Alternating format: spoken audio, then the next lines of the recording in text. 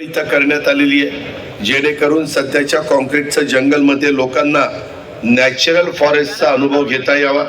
750 metre लांबीचा walking track आहे। ज्येष्ठ नागरिकांच्यासाठी विशेष पॅगोडाची सोय केलेली आहे। जर ते चालताना दमले, थोडंसं बसावं लागलं तर तशा पद्धतीनं त्यांना बसण्याची व्यवस्था निवारा टाईप असली पाहिजे, म्हणून आपण ते पॅगोडा केलेले आहेत। लहान मुलांच्यासाठी ड्रायडेक फाउंटन आपण केलेलं आहे। ओपन थिएटर इथं आहे।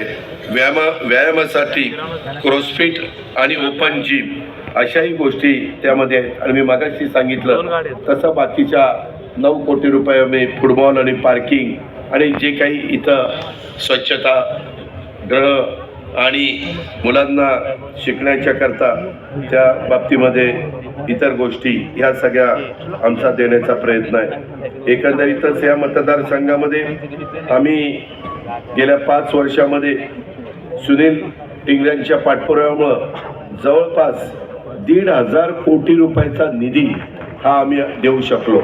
त्याच्यातली वडगाव शहरीकरांना 2 वर्ष वाया गेली, करोना आणि विरोधी पक्षात 3च वर्ष मिळाली। 1,500 कोटी।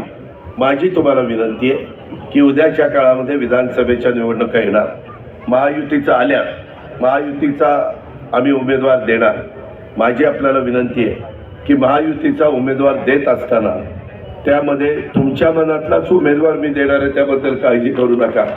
पण तो देत असताना पुढच्या 5 वर्षात यावेळेस 3 वर्षात 1,500 कोटी रुपये दिले, पुढच्या 5 वर्षात 2,500 कोटीपेक्षा जास्तीची रक्कम इथं सोयी सुविधा देण्याच्या करता आपण निश्चितपणे देण्याचं काम करू।